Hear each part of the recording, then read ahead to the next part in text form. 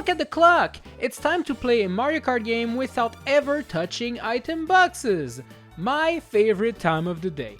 Today, we're dusting off the old Nintendo DS and we're playing this game here. The rules are simple. We are going to be playing all 16 tracks in Mario Kart DS and we're not allowed to touch a single item box. Even though it's lovely and shiny, well, touching it is just illegal. As Mario Kart DS allows us to pick our characters and our carts, well, I decided to go with my boy Yoshi, and I picked the Yoshi Egg Cart because it's really tiny and will hopefully allow me to get in between all of those yucky item boxes. Will we be able to clear all the tracks today? Let's find out. The first track we'll play today is the Figure 8 Circuit, and it's one of the most basic tracks ever created in the history of Mario Kart. Look how wide it is! There's 2 sets of item boxes on that track, and there's more than enough space to dodge them on the side of the track. This racetrack actually reminded me why I enjoyed Mario Kart DS so much as a kid. The snaking! Yeah, you can just drift on a straight line and get infinite speed boosts. I remember having to learn that technique because everyone online was using it, and I was getting pretty annoyed at losing to them. This snaking technique was so controversial back then. Good times. Anyways, I'm just an old man rambling. Let's move on.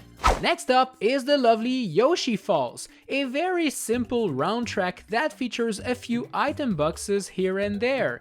Basically, the way this level is built, well, there's always a waterfall and there's a bridge that allows you to skip it. The issue is that the item boxes are located on those wooden bridges that you're kind of forced to drive on.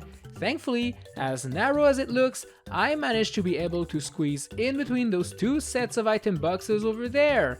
As for this part here, well, there are item boxes falling down from this tiny waterfall, and dodging them will require us to pay attention and move left or right. It wasn't too bad though. Welcome to the lovely Cheep Cheep Beach. And well, before we get to relax on those sandy shores, we'll have to drive on a wooden bridge, which doesn't contain a single item box. The issue is that right after we do that jump here, we'll land in front of a bunch of evil boxes. Whoa, I wasn't expecting that, and dodging them was a bit scary. Thankfully, they're pretty spread out, so it's not too bad. The second set of item boxes is located on a very wide beach, so these ones are a total joke to dodge. The third and final set is located on this path over here, but we can either drive on the grass on the side or just go in between them all. Ooh, this next track is very scary because it's time for Luigi's Mansion. I'm not going to lie, this first set of item boxes over there was scaring me a bit. I was afraid that driving on these patches of grass on the side wouldn't be possible because they're steep, but no, we're good. We can drive there to dodge them. Good stuff. The second set of item boxes awaits in this dark underground cave, but once again, we can just drive on the sides to dodge them. There's more than enough room to do so. As for the final set of boxes, well, it's moving around in circles on this grassy area over there. As we don't really have to drive there, well, we never really have to dodge them per se. We can just ignore them and we'll be good. Next up is Desert Hills, a track featuring a bunch of sand, some fireballs, the angry sun, and even some pokies. Obviously, it also features evil item boxes. But to be fair, they are actually very simple to dodge. This desert is super wide and doesn't feature walls that prevent us from driving on the side of the track when needed.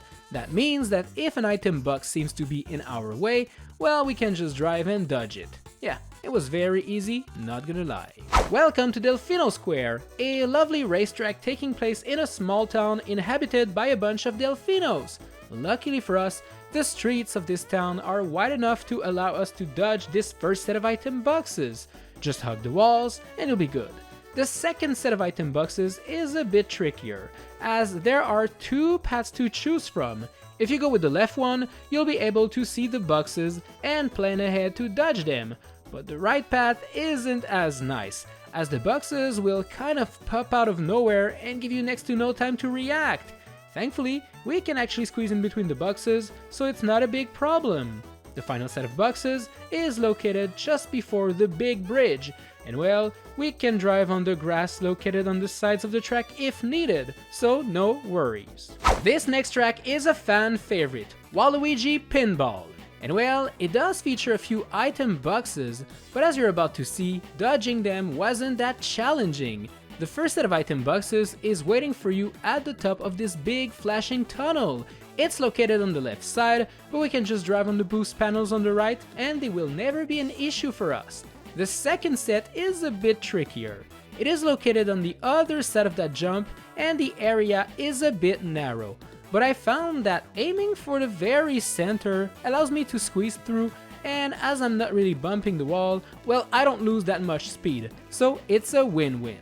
The third set of item boxes is located on the big pinball machine, and well, dodging them is super easy because of how wide it is. All in all, that track was not difficult. I'm gonna be honest, we are not gonna spend a lot of time talking about Shroom Ridge, because this track was a total joke. Basically, the roads are super wide, and dodging all of the item boxes takes literally no skill at all. You can squeeze in between all of the item boxes or simply drive around them. Yep, it's that simple. There's a few item boxes that are moving toward you on the lanes, but they're typically super easy to spot before they get to you, so they're a non-issue. It's getting a bit colder now, isn't it? Welcome to DK Pass, a lovely winter road up a mountain and then down a snowy slope.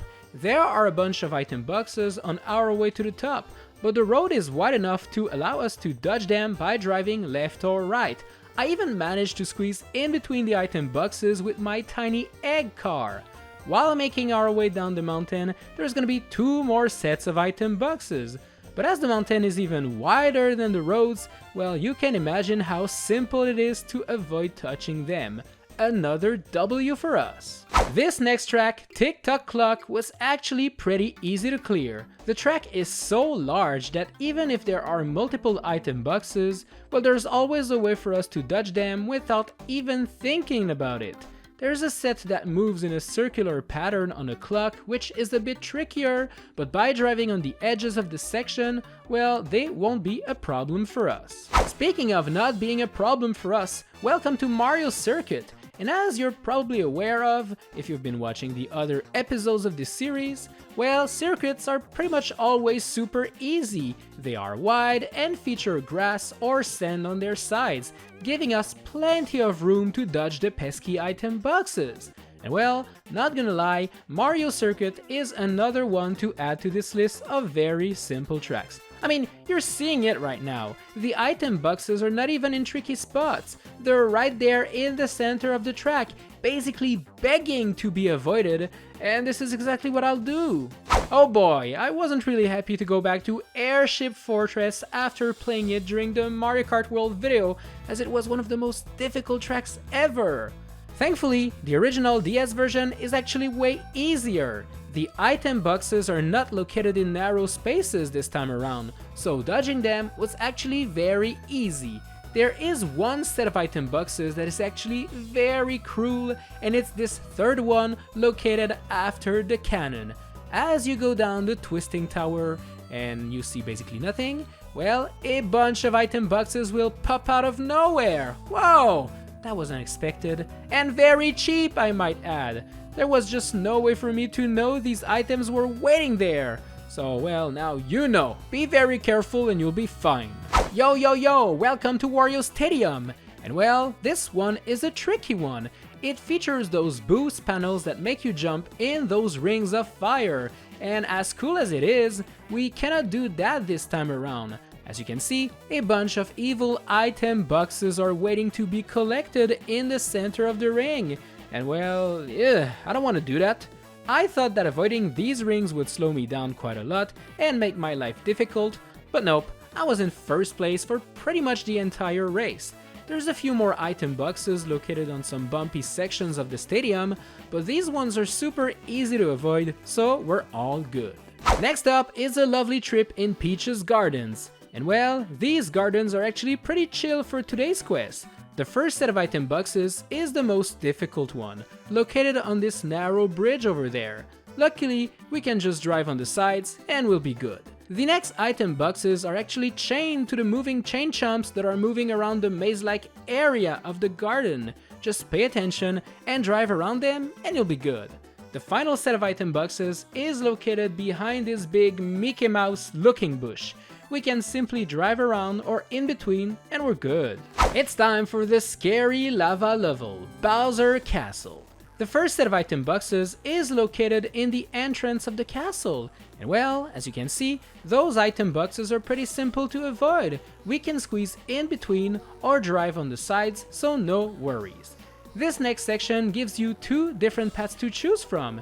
If you go through the first door, you'll be surprised by the second set of item boxes, which are just appearing out of nowhere. Kinda crazy. I actually managed to dodge them all, but it was pure luck to be totally honest with you. Going through the second door instead allows you to see them well in advance and plan ahead, which I recommend doing. After driving on this rotating pillar, we'll land and 3 evil boxes will be waiting for us. Drive on the left side to avoid them and you'll be good. Alright, it's time for Rainbow Road, the final track of the day. And typically, these tracks are quite tricky because they never really feature ways to avoid the boxes by driving on the sides, as, well, this racetrack has no sides. Luckily for us, well, the DS version is quite nice. The boxes always feature enough room to squeeze in between them by using our Yoshi egg cart. I knew picking Yoshi would help me out quite a lot. There's a set that is tricky as it appears after you fall down a platform, giving you next to no time to react, but thankfully I still managed to dodge it. And voila! We did it! We beat all of the tracks.